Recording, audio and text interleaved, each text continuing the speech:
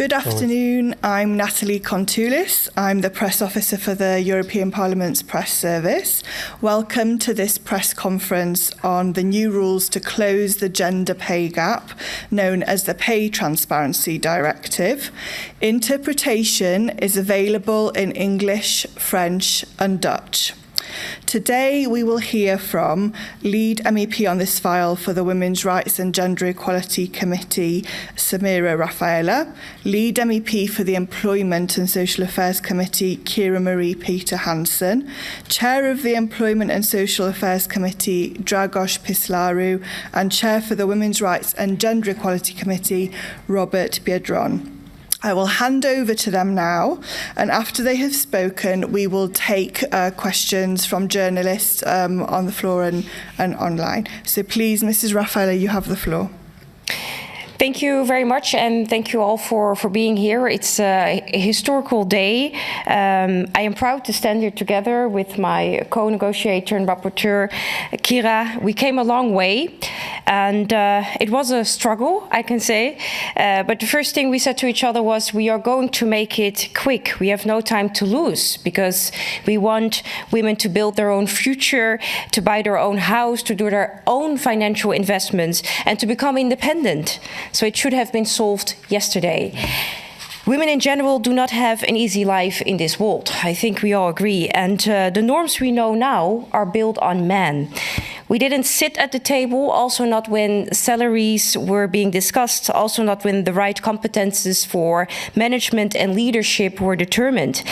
Women have a long history of taking care of the family. We are being told to be nice and to be supportive to other people. And in many communities still in this world, women are expected to stay at home or not to work a lot. And as a daughter myself from a woman who took care of her children, mostly on her own, I know about the famous criticism, for example, single mothers receive often. If you work that much, you cannot pay attention to your children. But many women do not have a choice, let alone that they are being paid, not equally. Guilt instead of receiving admiration, guilt instead of receiving support. When women are not there, they are missing out in the workforce. And when you are not there, you won't get promoted that easily. So when you are not there, you let others decide what should be the norm. And because of centuries of stigmatization of women, this is what a lot of women are doing, being absent in the workforce. Often because they don't have another choice, and the consequence is dramatic. One of them is that women get easily underpaid while they do the same work as their male peers. So there are no control mechanisms to stop this kind of discrimination, because we are lacking women in decision-making and lawmaking. But now times, from today, will change. We have safeguarded the right to information on salaries in European companies, so there is no way out anymore. We are giving a way in for EU workers, female workers and non-binary workers to equal pay. And I'm proud to say that for the first time in the history of EU legislation, intersectional discrimination has become an aggravated factor in determining sentences by the court, and that we recognize non-binary persons in EU legislation. And I was willing to walk away from the table if this would not get in. Because I didn't become a politician to maintain the norm. I want to change the norm because the current norm is not inclusive. And I'm glad that the European Parliament today made clear that they understand. United in diversity shouldn't just be simple words. They should be felt through the legislation we produce and deliver for our citizens. The piece of legislation is special. It is progressive and modern. It's 2023. It's time to stop minding the gap. We closed the gap.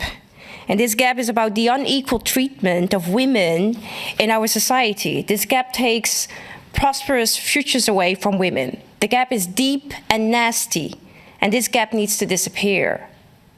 It still causes a gender pay gap of 13% in the EU, and that is significant.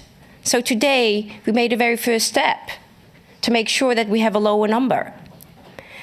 To European companies, we say, show your true colors. We do not allow pay secrecy anymore with this legislation, because secrets are the best way to keep inequality alive. And we want people to ask and demand information, and we want the information to become public. That will happen so we can hold companies accountable. I would like to thank the Green Liberal Feminist team for the amazing work you have done. This is what you get when you put Greens and Liberals together, obviously. And I know it was tough a lot of times. We laughed a lot, we complained, we even cried sometimes together. We were frustrated sometimes, but mainly we were determined and strong. And this is what you get when you have new politicians, young politicians, and feminist politicians in this House. And I could have not done this without the support of our dedicated advisors, without you. So I thank you very much, and I thank you for being here. Thank you. Ms. PETER-HANSEN, please. Thank you very much, and also welcome to the press conference. So today is a historical day. We've reached a huge milestone in Europe for women's rights, for workers' rights, and for the fight against pay discrimination. As Samira said, women in the EU continue to still earn 13% less than their male colleagues. And with today's vote, we have established an EU-wide minimum standard on pay transparency to enable workers to assert their right to equal pay. And this legislation will contribute to eliminating the gender pay gap and will promote pay equality across the member states. So today is a big day, and this vote means that all workers in Europe will have the right to receive information on the average pay level of their job category, based on gender-neutral criteria. This will help employees negotiate the salaries they deserve. We also strengthen the idea of the equal pay for equal work. This has been enshrined in our treaty since 1957, but it is still not enforced in the member states. With this legislation, we come one step closer to ensuring this value in our treaties. Furthermore, employers will now have to be transparent about the gender pay gap with mandatory public reporting, and they will have to calculate their pay gap and correct it. And this is a new piece of legislation and a big step. Today, we are empowering women by giving more rights to all workers to ensure that their work is valued and paid properly and equally to their male colleagues. And as Samira said, this is not only about one piece of legislation, but this also shows what happens when a new generation of young women are leading the European policymakers. So thank you for being to the press conference, and I look forward to hearing your questions and remarks. Thank you. Thank you. Mr. PÜSLARU, please. Dear colleagues, thank you very much for joining us. This House has just honored the Rome Treaty, turning into reality something that our grandparents could not even think about. After 64 years since the principle of equal pay for equal work was enshrined in the EU treaties, we are still facing significant inequalities. You have heard that the average gender gap in the EU is around 30%, meaning that men earn 13% more than women for the same work. And the gap has a long-term impact on women's quality of life, increasing the risk of poverty and persistent pension pay gap that is 33% nowadays. And to tackle that, we had a strong majority that gave the vote to the Pay Transparency Directive, our path to dignity, to normalizing employment all around the EU. Access to pay information is crucial to combat pay discrimination and close the gender pay gap, and I welcome this proposal as a right step in the right direction. Equal pay and equal work stated in our directive will bring an end of an era of a gender pay gap in the EU, which will in turn bring predictability for all of us, our children, our companies, our entrepreneurs, and the public administration. I would like to congratulate our two co-rapporteurs, my dear colleagues, Marie PETER-HANSEN and Samira RAFAELA, for their strength, their determination, their role model on how to be a politician that fights against discrimination and for the rights of women. This was inspiring, and I need to confess that. I'm also proud to be part of this great employment committee team and overall of the European Parliament and of Team Europe. This is a huge achievement and legacy that we've just created. And this is just one step of the European Pillar of Social Rights that our committee, all our committees, the European Parliament is actually deemed to implement. And last but not least, I would like to call on the member states to thoroughly and timely implement this directive. This is how this Parliament, this House delivers to our European citizens. Thank you. Thank you very much. Mr. BIEDRO, please. Thank you very much. A lot has been said, and a lot of big words, but this is the day. This is the day, and this legislation is a real game changer. And I want to thank our co-rapporteurs for the excellent work. It's really tremendous, and we can see you are unstoppable. I wonder what else will you figure out, but you deserve all the applause. You really made a historical step towards equality. 3 generations have been waiting for this moment.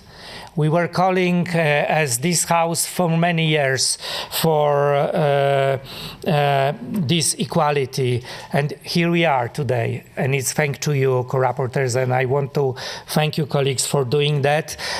It was our long-standing demand as a committee, because we see the gap. It was said 13%, but in reality, for every €1 which a man earns, women earns only 87 cents. This is the reality. And we need to stop this discrimination. It's unjust, it's unfair, it's just not equal. And it's also loss for our economy. It's all a loss for our mothers, for our sisters, for our wives, for our daughters, for every single member of our community. So this is really a game changer, and I'm proud our committee took part in these works, and I'm proud that we are closing this gender pay gap with this legislation, and we're going forward. It took, as it was said, 64 years. Just to remind you, European Institute for Gender Equality says we need another 60 years to reach full equality in European Union. We need 300 years to reach full equality around the globe. This is still a lot of work to be done. But this legislation is good for women, is good for men, is good for businesses, is good for everyone. And today we are showing for women and girls how we should be treated in European Union. We should be equal, and this is the goal for all of us to be done, not in 60 years, but as soon as possible. Once again, Kira, Samira, Dragoş, congratulations, and thank you for all your work. Thank you, colleagues. Thank you all very much. We can now open the floor to questions from journalists, if there are any. Are there any questions in the room? Yes, so please state your name and your media, please, and who you're addressing the question to, if anyone particular. Bonjour, je m'exprimerai en français. C'est Amin Hachemi de Euromag. Nous sommes très contents que cette proposition ait lieu. D'ailleurs, ici, nous nous rappelons tous le Sofagate, puisque à cette occasion-là, nous avons montré au niveau européen que malheureusement, il y a encore des inégalités. Je rappellerai aussi que j'ai fait un reportage sur les personnes de la communauté lesbienne et qu'elles endurent doublement ces sanctions. Donc ma question ira directement à vous, les députés européens. Nous espérons aussi que grâce à une présidente au sein de la Commission, ce sera aussi validé. Est-ce qu'au sein du Parlement, nous avons vraiment une différence entre les salaires des députés masculins et députés féminins? Et est-ce qu'on pourra donner un exemple à la population et aux sociétés de suivre justement ce qui se passe au Parlement?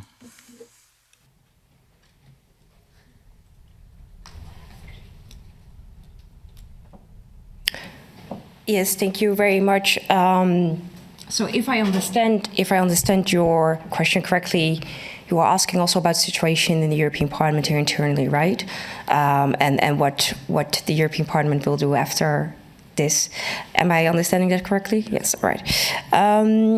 So first of all, for the members of the European Parliament, it's a bit easier. So we are equally being paid. It's public information that is available, of course. So it's a little bit easier there. But when we arrive to staff, when we arrive to advisors in the European institutions, I am afraid that also here we will see a gender pay gap. It's very important that surveys, analysis, and researches will be conducted very soon, also following following this legislation. And of course, the reporting that we took care of through this legislation. And if we here in the European institutions do not comply with these rules, we need to correct it right away. I mean, we should give the right example here. The public and the political institutions can, of course, not lag behind.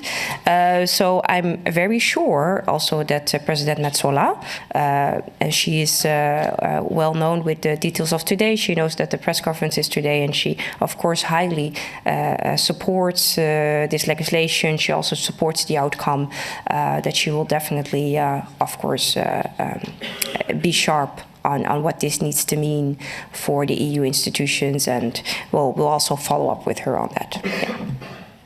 And if I may add just one thing, I fully agree with what Samira said, and I think it's important that all companies, all institutions, all people acknowledge that we might all have gender biases, and these gender biases are also part of our own system, our own company, our own organization, and this legislation will also help us be aware of those biases and give us the possibilities to correct them and be unbiased in our recruitment or our salary negotiations. Yeah. I just want to add one sentence. This legislation was hugely supported today by this House, so the signal is very strong that we as European Parliament, we should also lead by example, and this will be expected also by the members. So I'm sure our President will do everything to implement this legislation.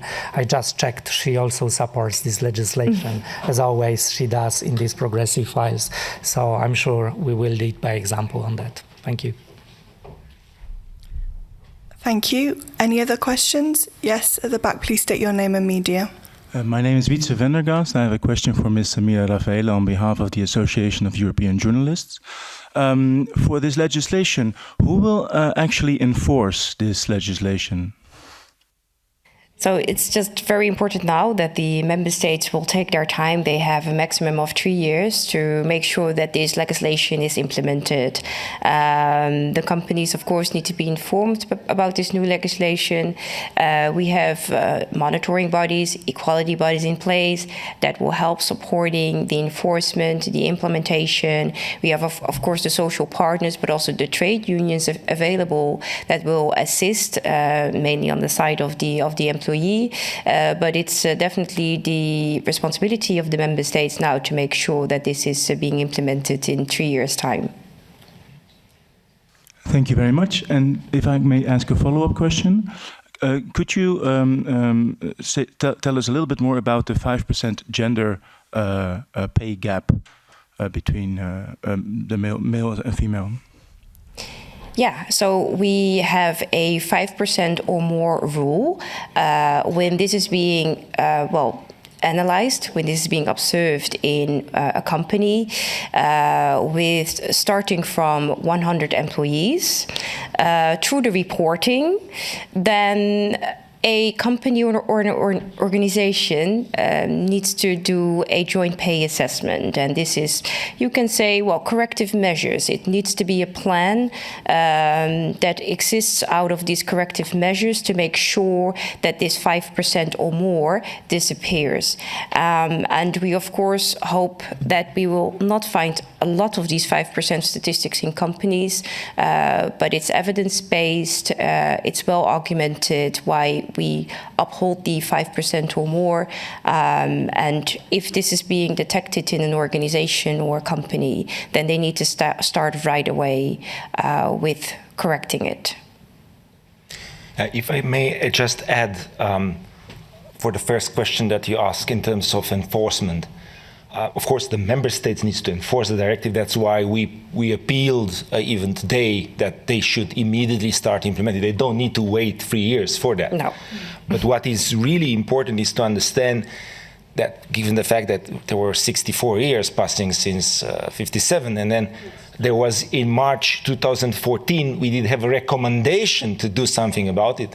And then the Council asked the Commission, which is paradoxically, I mean, I might say, the Council asking the Commission to do something about the fact that the Member States are not implementing the recommendation. So that's what led to the directive. So what is really important, that because it's a directive, the European Commission will have the ability to have infringement procedure. And then if they will not respect this kind of rights in the Member States, there will be fines.